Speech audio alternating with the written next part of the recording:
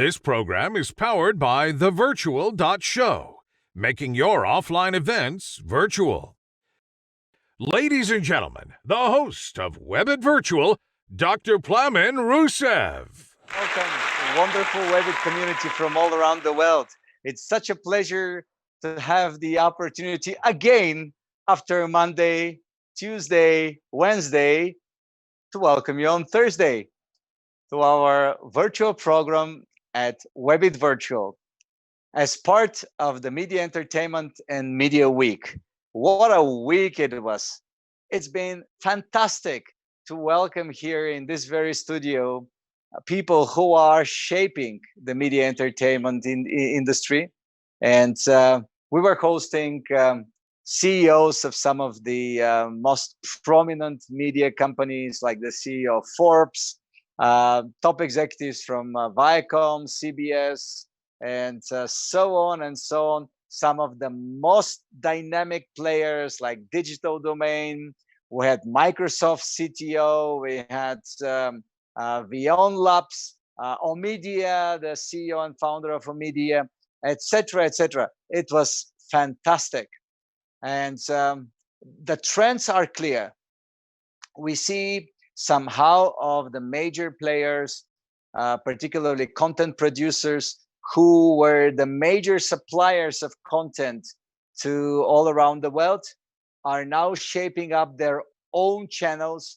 And as we've discussed, it's already becoming expected that in the near future, players like Disney and others will not distribute their most precious content, but will keep it for their own subscribers. We already know Disney has played a huge role, and a very winning one, in UK for less than a couple of months.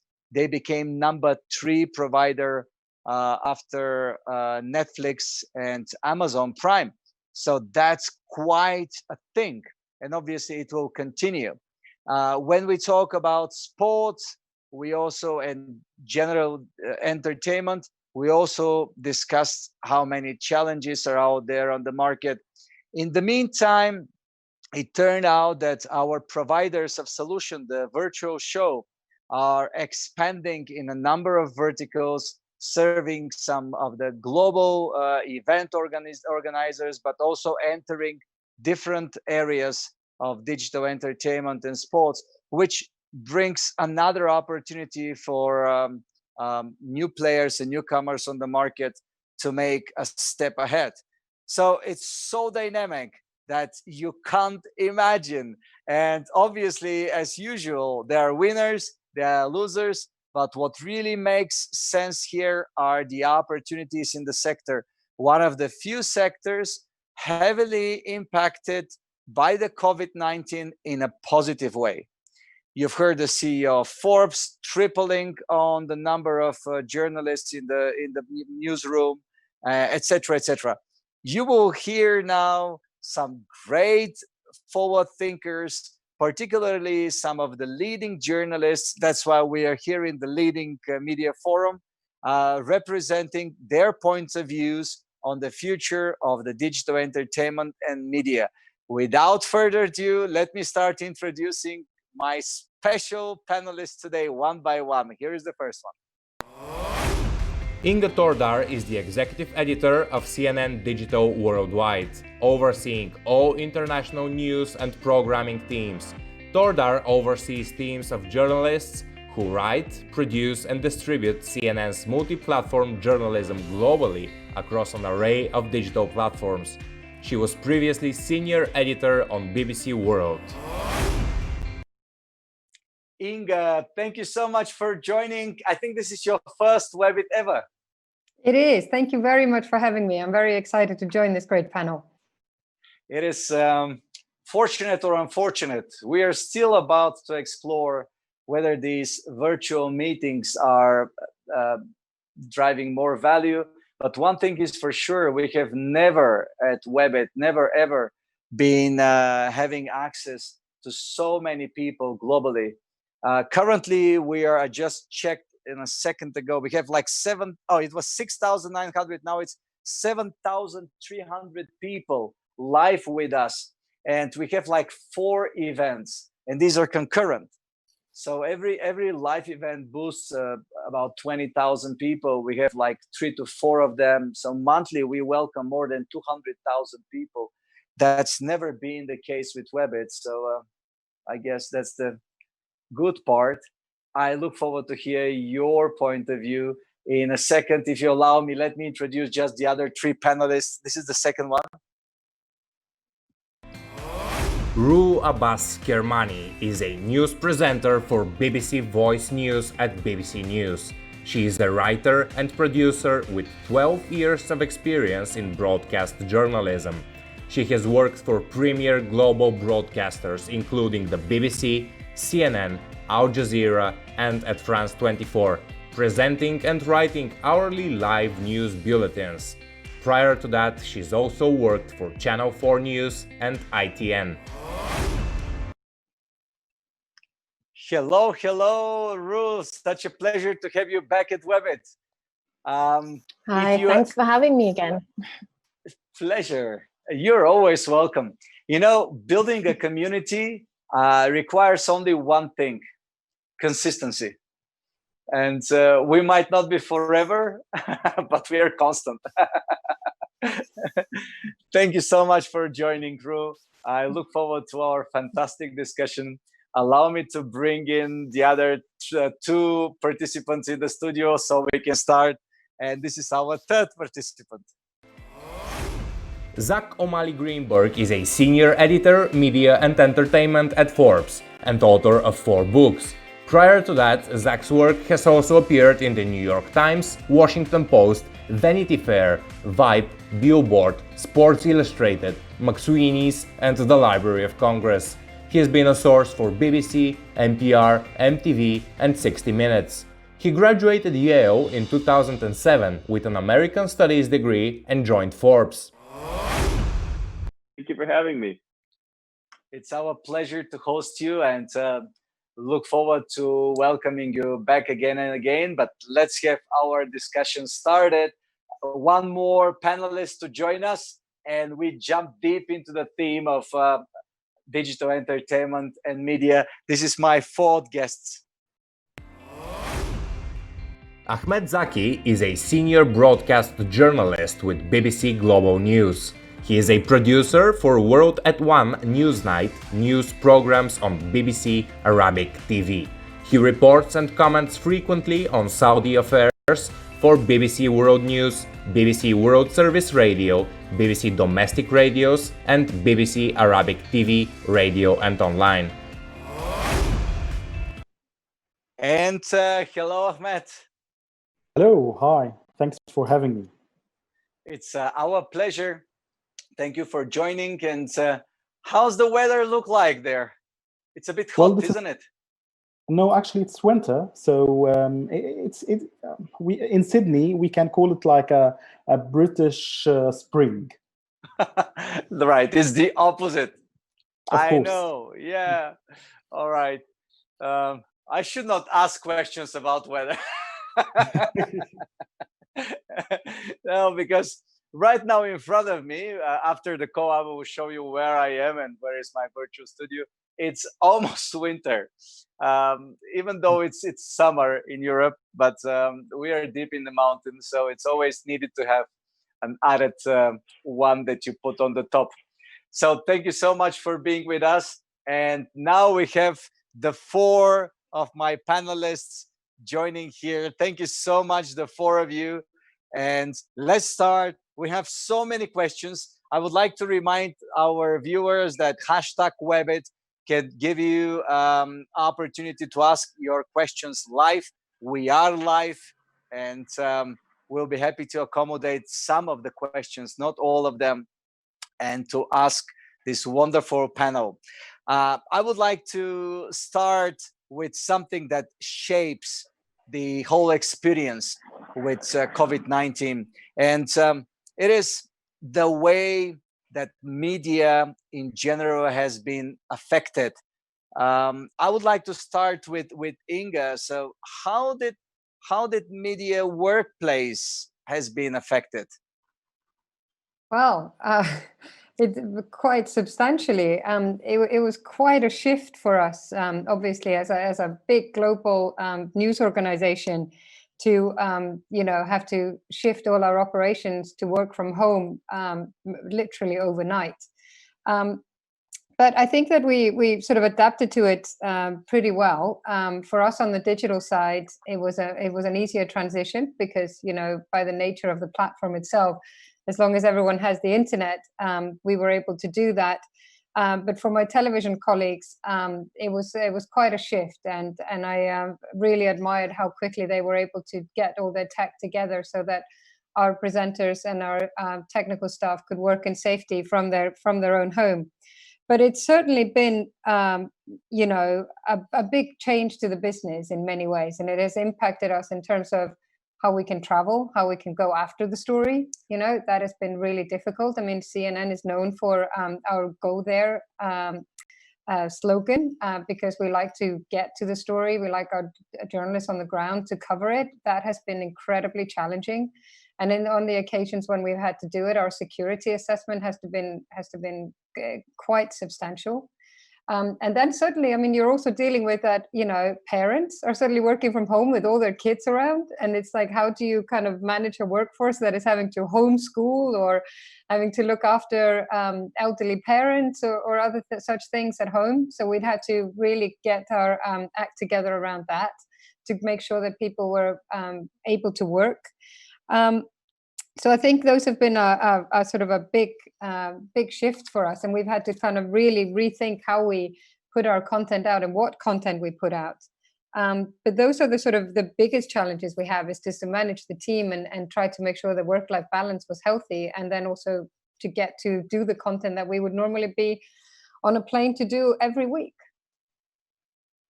And Ru, we've been discussing about this challenge. And how did this shaped in the past few weeks? How did this impacted your work from home? Well, unfortunately, I've been able to go into work because I don't live too far away, and it gave me a good excuse to get out during lockdown. It was my only outing during lockdown. But overall, a great amount of people in my team have adapted to working from home very well. And because, again, I work in a digital journalistic aspect at the BBC, we've been able to remotely set up systems, and it's been quite a smooth transition. And I think that a lot of media companies have adapted really well to working from home. And, as it is, we've been sort of slowly building up a reliance on digital sort of platforms like Zoom or even entertainment. Everything is changing, everything's evolving, and it's moving in towards a digital sort of platform, whether it's a university, whether it's meetings, anything, everyone is just everyone was already heading in that direction, so I think it came quite naturally. We're discussing a lot about immersive experiences, and that's where the future of media, both news and entertainment, is moving. And that's my question here to Zach. It's very interesting to understand the business of the new entertainment, which obviously goes through streaming, live streaming, and I would like to hear your point of view, let's say from the music business, for example, and how the loss of concerts is affecting the landscape. Yeah, I mean, it's obviously one of the most heavily affected industries. You've got, let's say, airlines where there's a drastic reduction in passenger flow and in flights and so forth. But with concerts, it's just been a complete standstill, for months. And that was really the engine driving revenue for most acts, from the, touring acts who do 300 days living on the road just to get by, to the biggest names in music. So it's definitely been a huge adjustment.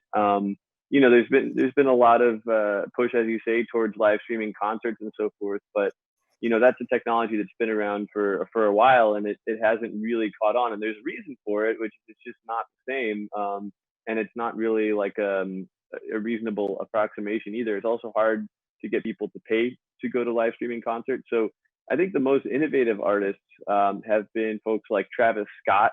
You know, he partnered up with Fortnite. He did this massive virtual concert where he was an avatar and he flew in on a purple meteor, and you know, he monetized it. You know, and there were millions and millions of people. I think it was over 20 million people who tuned in. He monetized it by, you know, having his avatar wear his line of Nike shoes, and you know, and sold his merch based off of this appearance. You know, so that he was able to generate revenue, not, you know, not by the appearance, but by sort of the ancillary stuff.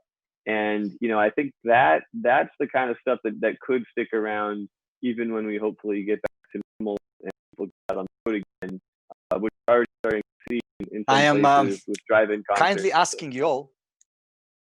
Sorry for interrupting. I lost for a second the network, but sorry. Go ahead, and then I will go for my question. Sorry for interrupting. Oh, where did you lose me? I lost you just for a second.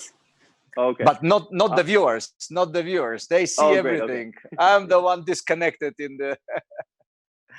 Very good. No, I was just wrapping up. I mean, basically, you know, saying that I think once we do return to actually having live concerts, you know, something like the Travis Scott Fortnite model could stick around. Yeah. And it'll be interesting to see over the summer.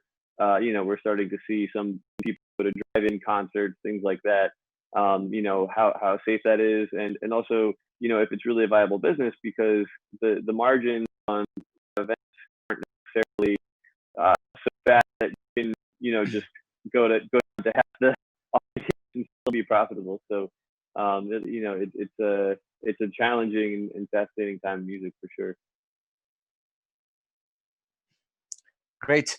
I would like to understand, before I ask you the next question, I would like to understand if any one of you have been watching the event yesterday. Okay, I can live with this. But I would like to request, let's say, 5 to 10 minutes of your time to check the startups that pitched yesterday, particularly in regards of the entertainment industry. We had some phenomenal startups. Most of them received immediate, very high vets from the jury in the virtual studio. And actually, one is already in discussions with 3 of the investors for the next round. So that's very, very interesting. And they're all about concert industry, rights with DSPs, etc. But discussions about immersive, etc. Bring me to Ahmed, and I would like to really understand what is your take on how the pandemic is shaping the future of media from audience perspective. Well, from audience perspective, there is a lot of changes. Of course, the demand on streaming services like Netflix, like BBC iPlayer, like HBO Max, every streamer on the internet facing a demand. Recently, there was an event for newspapers publishers in Berlin, and it was, of course, held via Zoom virtually. And they were talking about the surge of numbers of users going into websites and the news platforms in March, which was not seen before. Of course, this surge we did not see this surge after April. So after April, the numbers were really high, but it was not that high like March. So of course, when the pandemic and because of the lockdowns, everyone used the internet in trying to get news, in trying to get reliable source of news, instead of having all the fake news about the pandemic, the virus, about what's happening to people everywhere. So basically, from the perspective of audience are leaving the traditional platforms, the traditional methods of newspaper. There is a huge disruption in newspapers printing mechanism. So everyone is going on internet, either to get entertainment or to get news. This is from the audience perspective. However, it remains the question. The question remains how news corporations, big players in the market, can transform or can have this wave of digitization into a money-making machine, because at the moment there's a huge economic impact on all the news corporations. Every news player or every big player in the media industry and in the news industry are facing a very harsh economic downturn. And although there's a surge of numbers and people are coming and consuming news in a very unprecedented ways, in unprecedented numbers, it remains the question, how can we transform these numbers into money, into advertisements, into a business model which can survive? If you have the answer, let me know, because we have these thousands of people which we've never had at WEBIT. But trust me, we are working on a monetization model, and it's not a tough thing to achieve yet. True. Even though, of New York course, Times remains the exception. Sorry? New York Times at the moment remains the exception. Their business model is working. However, other business models, at the moment, it's very difficult to say there's a business model which is leading the market, which could be taken as an example, except New York Times. Yeah, but there are many media that have potentially the same business model, but it doesn't work that well. True. Well, this is the problem in the news industry. It costs a lot of money. It's like aviation. You spend 100 million, and if you get 101 million, you are lucky.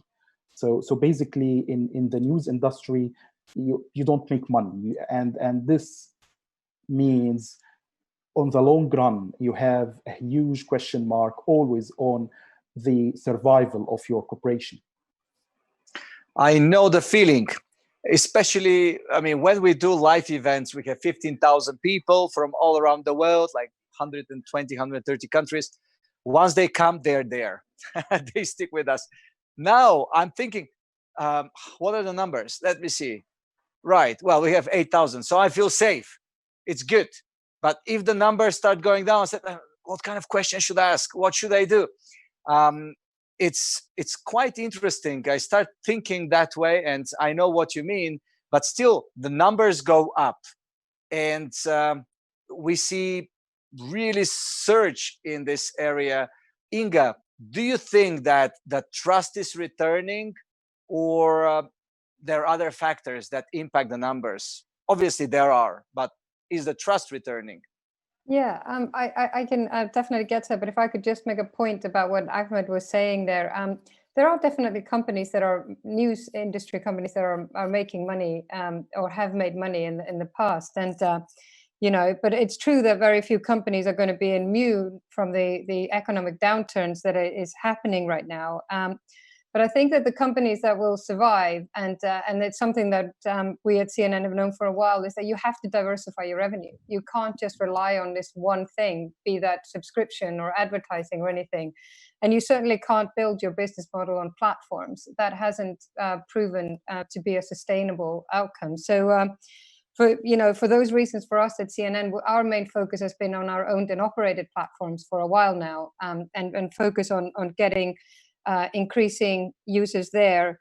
And we've also been diversifying into other areas such as commerce. And our work on Undiscord in the US, for example, has been very successful and is a big growing business for us. So, I think there are ways for industries to go well, but I recognize that I'm speaking from a very big company that is kind of likely to weather the storm as it is. But, it's really important for a news industry to you know, for all companies to do better, because we need the plurality in news. There's a real danger here that we will be losing digital players who are very important as a, you know, to hold governments to account, which brings me to the trust value that you're saying.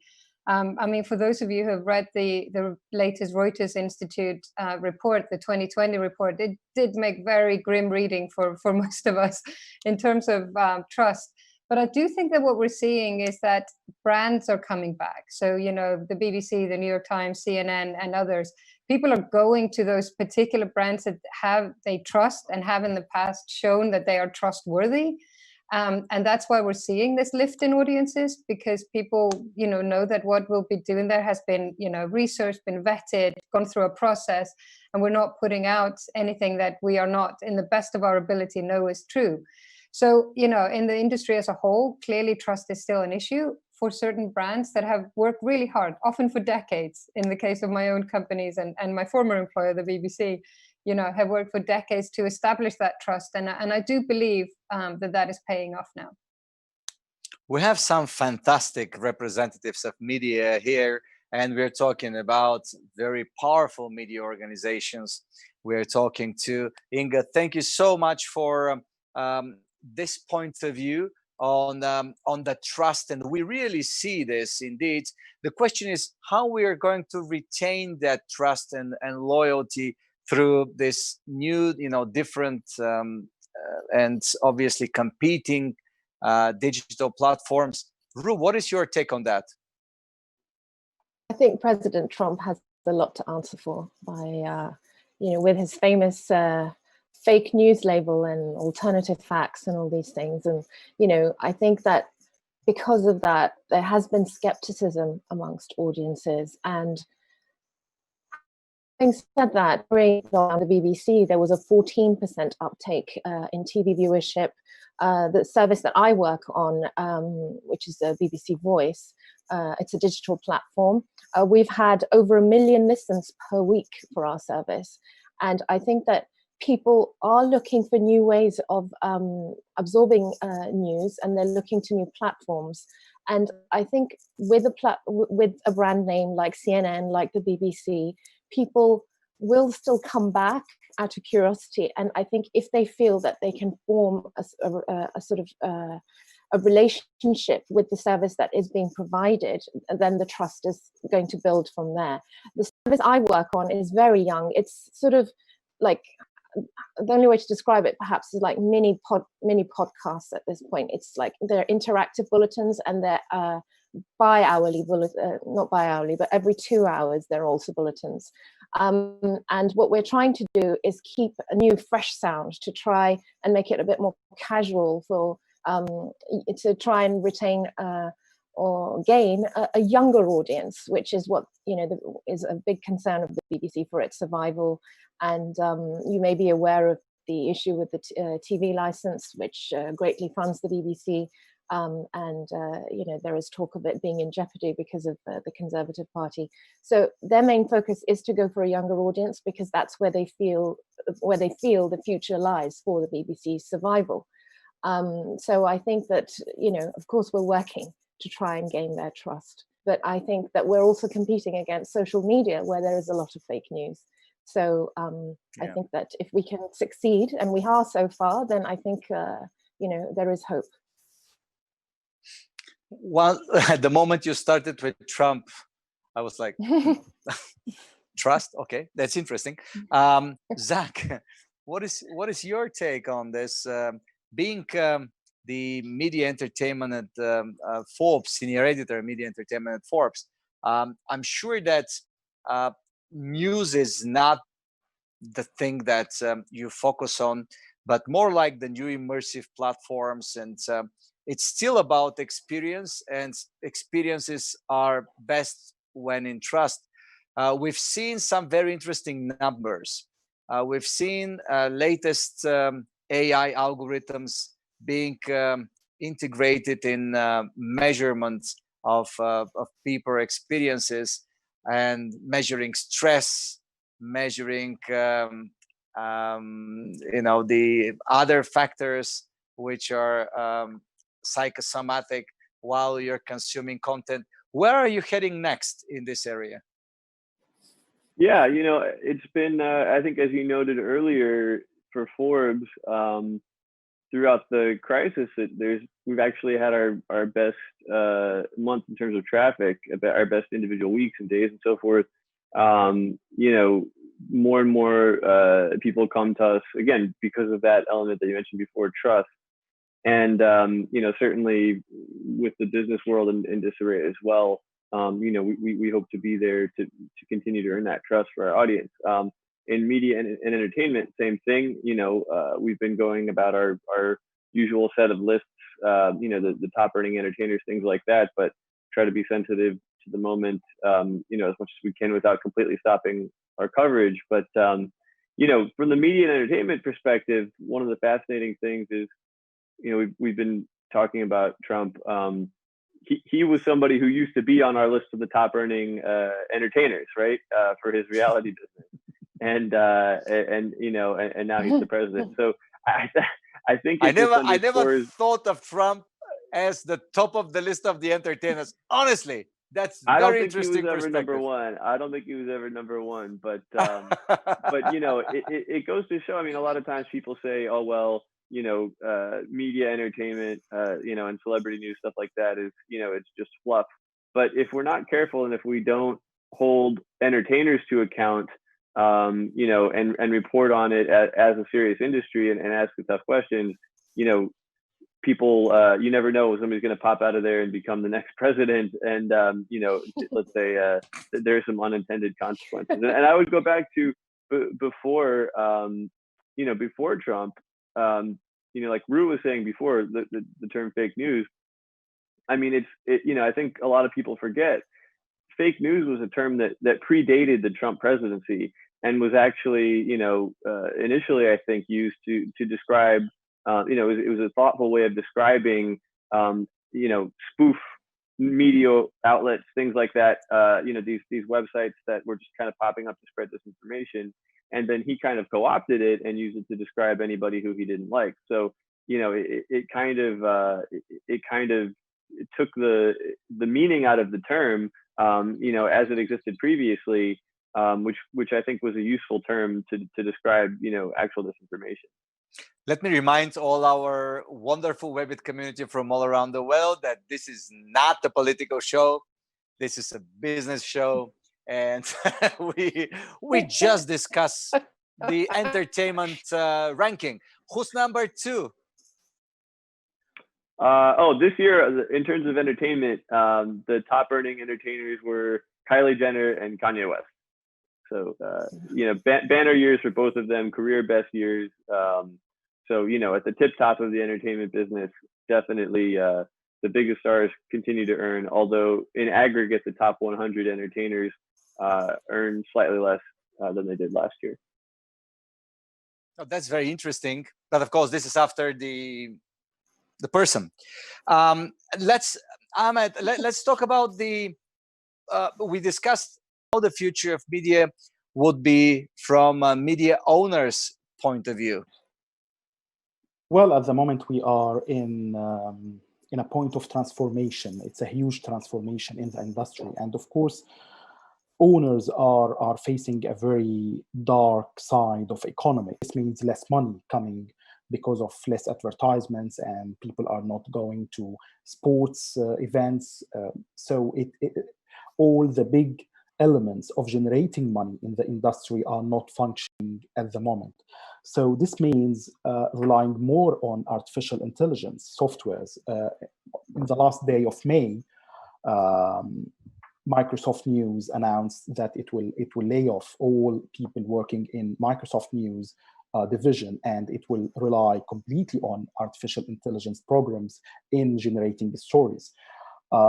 This could be a very a small news, because Microsoft News is not known as a big platform in making news, but this means all the entry-level jobs will be replaced by artificial intelligence softwares, which is already applied and working with Associated Press agency in the section of sports and also business news. This means on the long run, we will have less jobs for journalists, and usually, like most of the people who went into journalism went from the translation door. So they will go to a newsroom and they will translate news. And now, because of artificial intelligence, this kind of minor jobs are not existing anyway.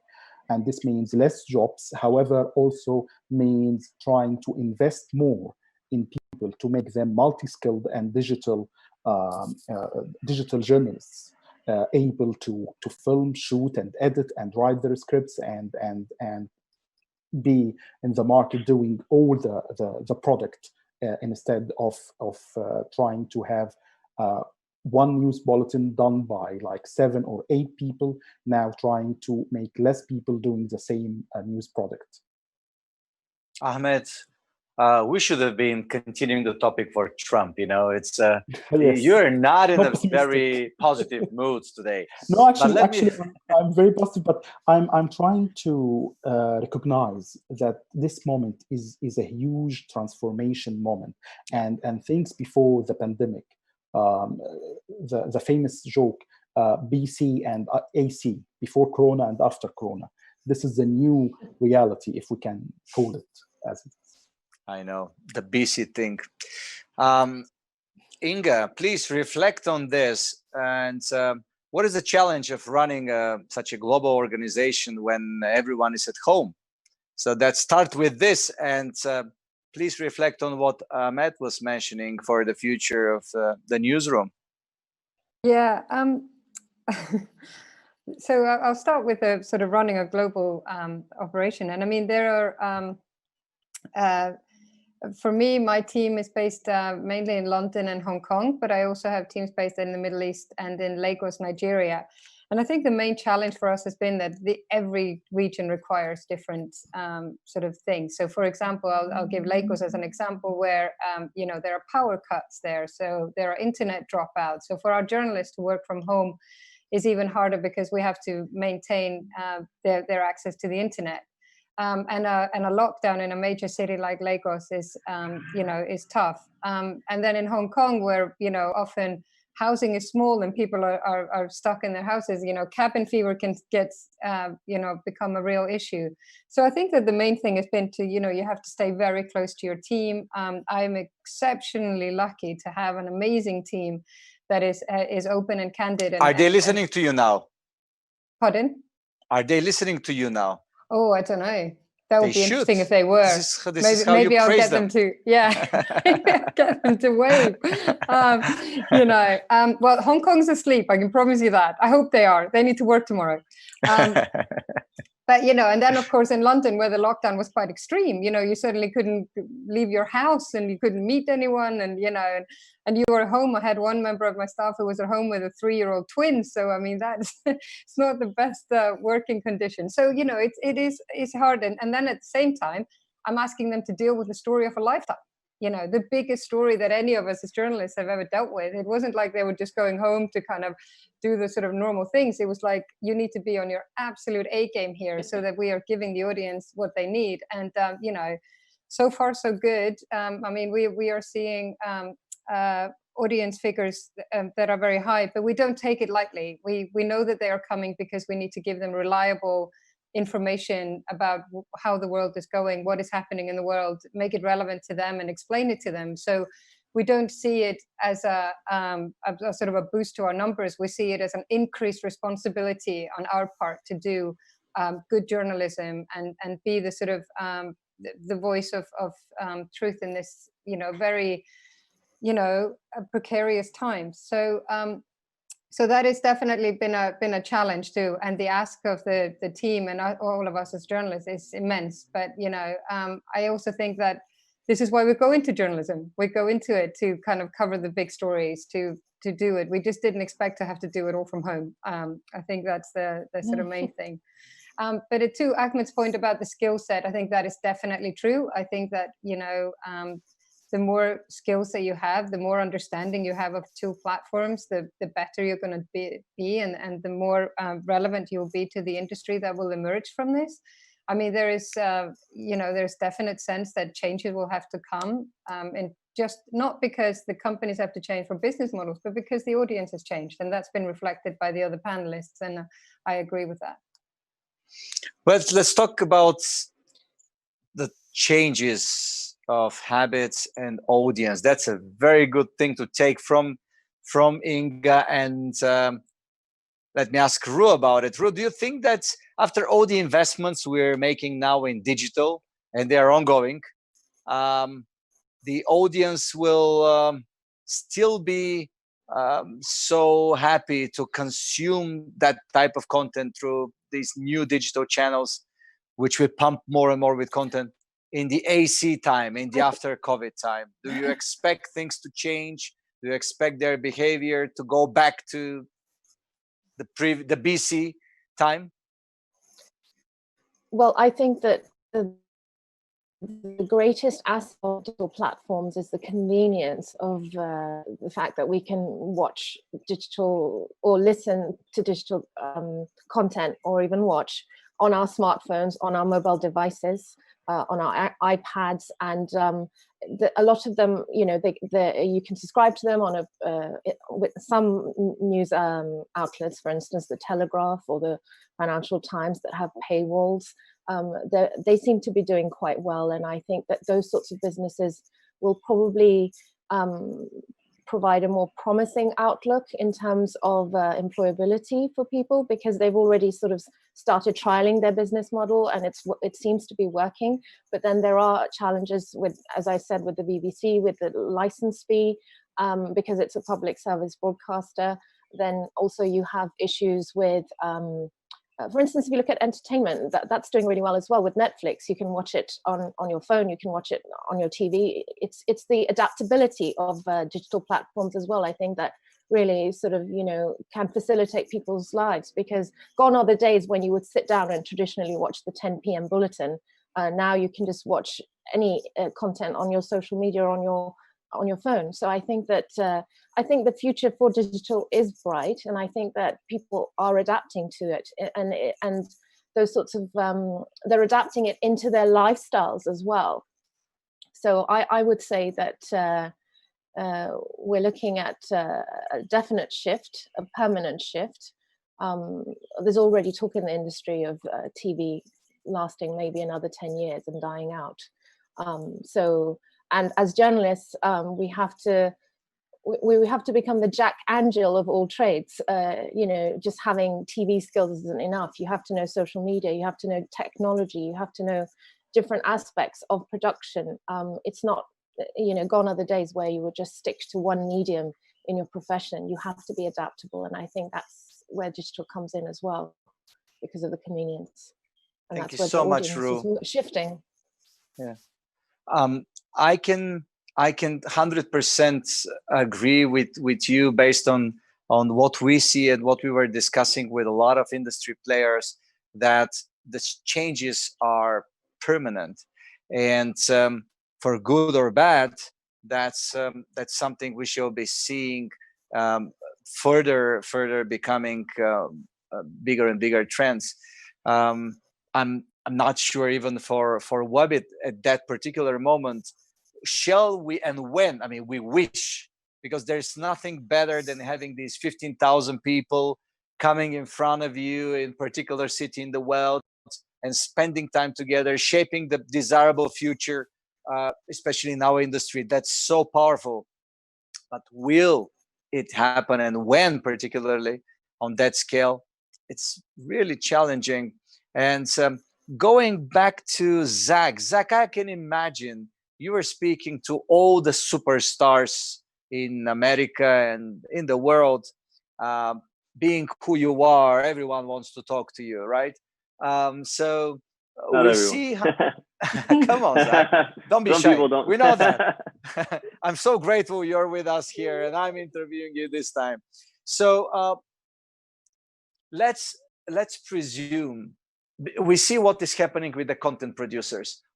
All major ones are now with their eyes in building their own distribution channels, in building their own platforms, where they can interact with their own viewers. I was going to say virtual attendees, but that's what we do. Do you expect that the other parts of the entertainment industry, all the superstars, etc., who bring by themselves to YouTube and to Vivo and to all other platforms millions of people and tens of millions and billions of euros and dollars, they will start thinking of building their own channels already and getting kind of, you know, independent from the large distributors? Yeah, you know, I think it's something that has definitely been on the mind of a lot of stars. And in my last book, A-List Angels, one of the things I delved into was this phenomenon of stars investing in startups.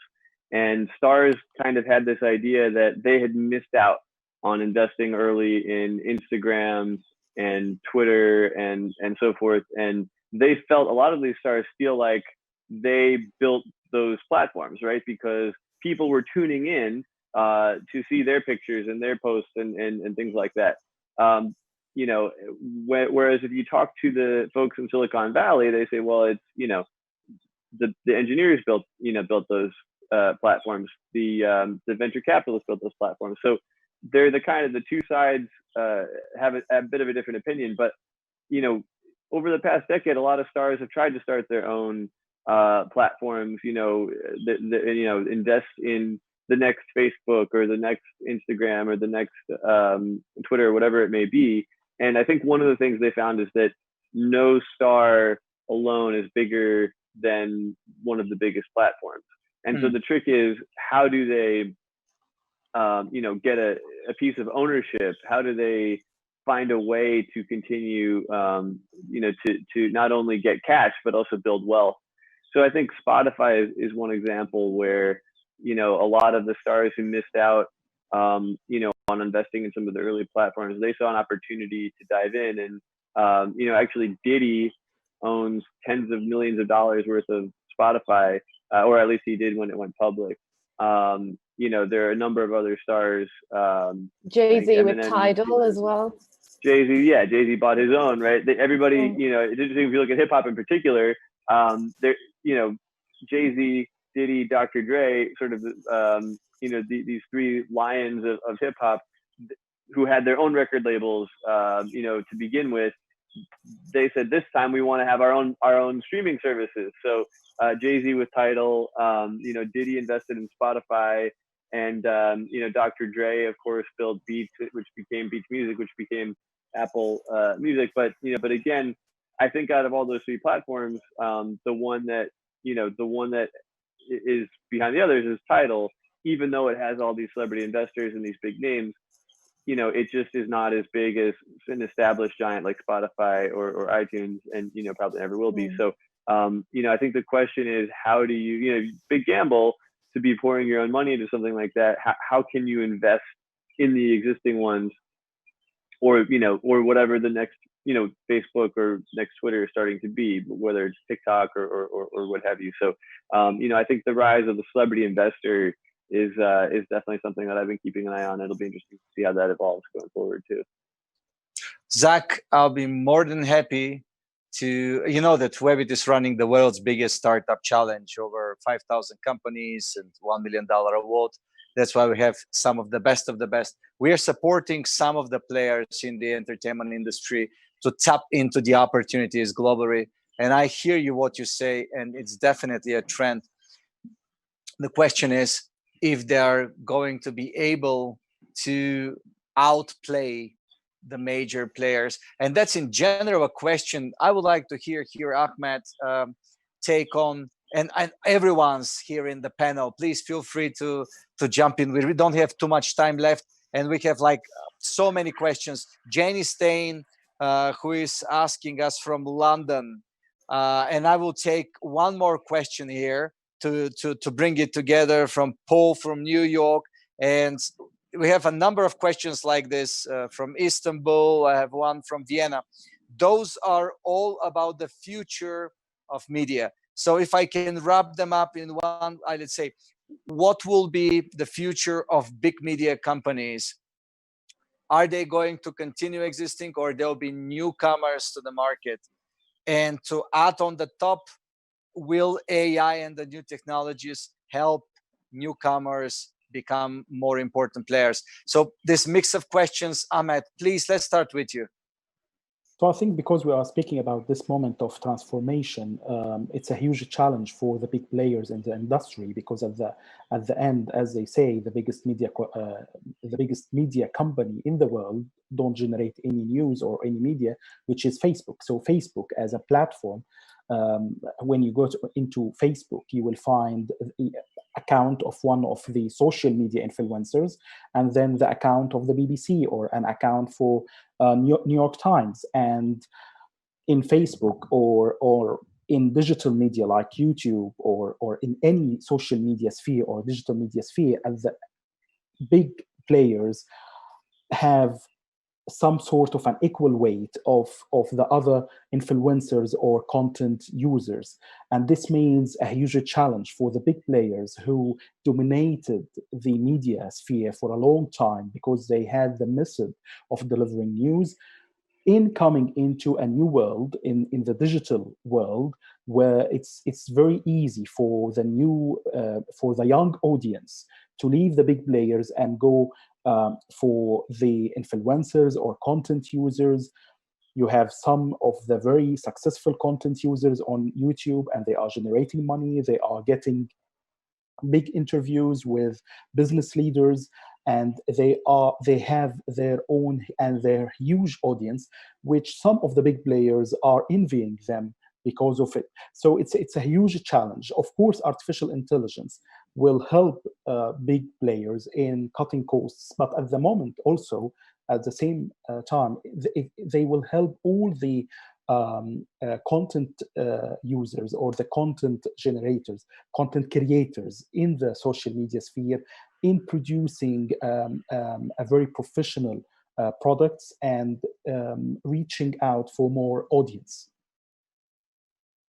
Thank you so much, Ahmed. I think it's very important to hear the big corporations like CNN.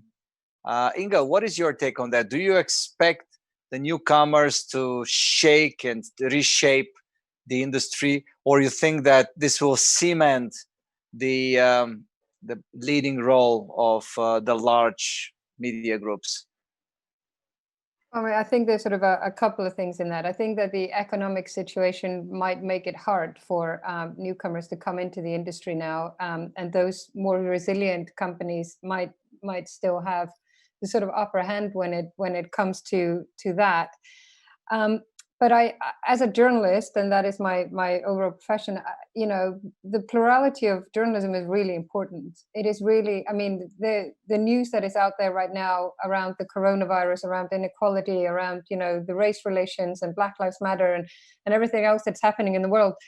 We need more journalists, and we need more journalism outlets to cover these stories so that people are well informed. But they need to be good outlets. They need to have, you know, strong, you know, journalists who are, you know, an ethical journalist working on them. So I hope that there will be that sort of plurality we have now, and the competition that is there now will remain, be they the players that are there at the moment, you know, the sort of digitally native players that are there, or some new players.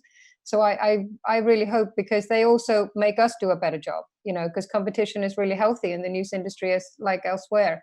So, you know, I really hope that it won't be just the big players left in the field. I don't think that would be good for journalism. Thank you so much, Inga. And your words are so great. I will send you the link so you share it with those of your team who have not watched what you're saying today. And I would like to ask Ru, because this will be kind of a wrap-up of our discussion, your take on this complex last question, because we will not have more time to ask more of them. So the platform I work on is an artificial intelligence platform. If you speak to your device, Alexa or any smartphone, and you say, in the United Kingdom, if you say play me BBC News, there are bespoke bulletins that are created for that service, and that's what I work on. And it's a very exciting time for us, because the opportunities for innovation are endless. It's being trialed in the UK at the moment as a national service, but going forward, there are plans to expand eventually to go global. But I do feel that the scope that lies for us as a world-recognized, probably one of the biggest brands in journalism, in news, alongside CNN, of course. I think that we are heading towards some very exciting sort of innovation in terms of the service that we do provide. And I think that innovation is going to be the thing that is really going to steer us ahead as media organizations, because you have to evolve with your audiences. Thank you so much, Ru.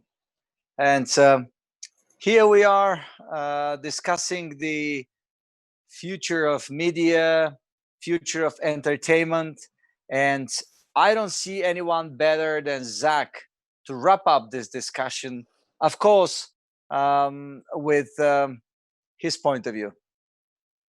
Yeah, you know, I would kind of piggyback on what some of the other panelists have been saying, and you know, we need to continue to build this thing, journalism, into the best version of itself. And I think, you know, one of the things that we're reckoning with right now in America, in particular, is getting newsrooms to look like the country looks. Right? We have a crisis in journalism. We do not have a diverse range of voices in the vast majority of newsrooms across the country.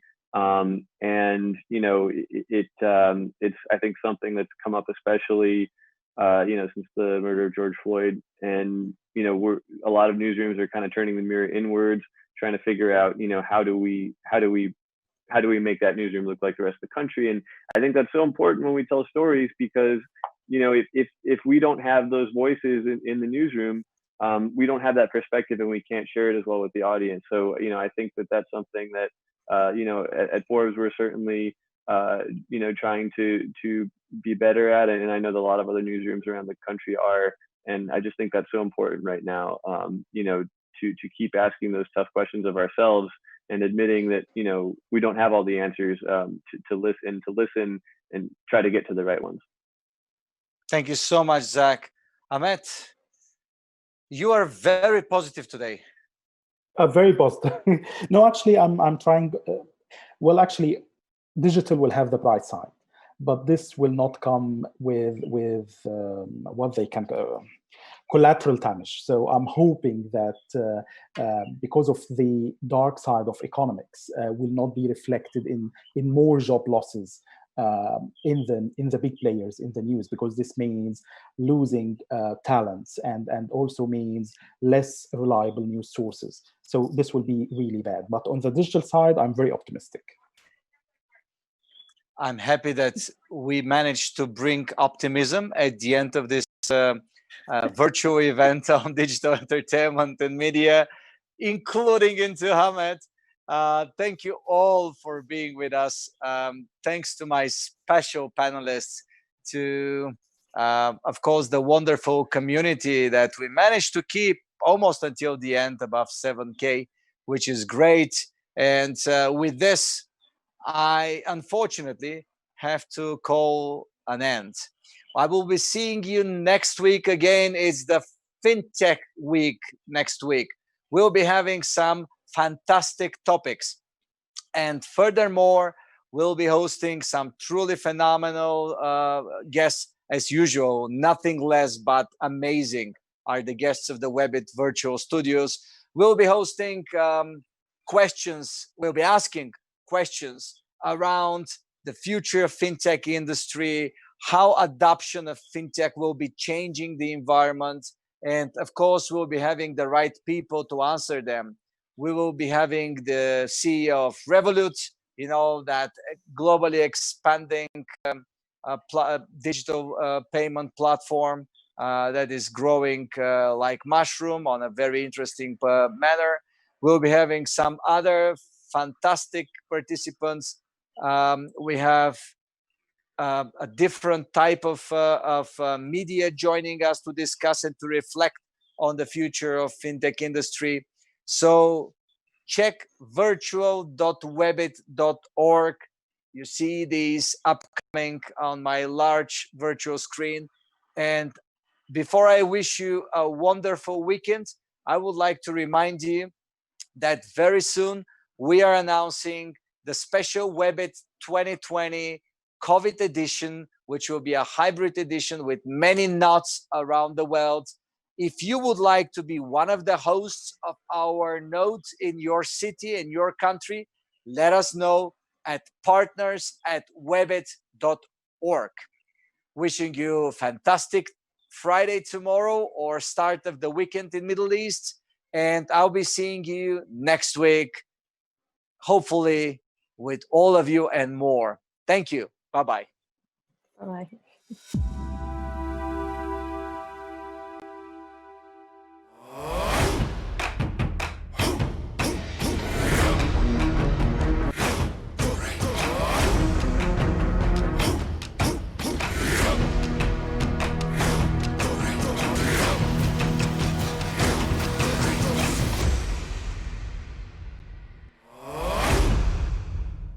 This program is powered by thevirtual.show, making your offline events virtual.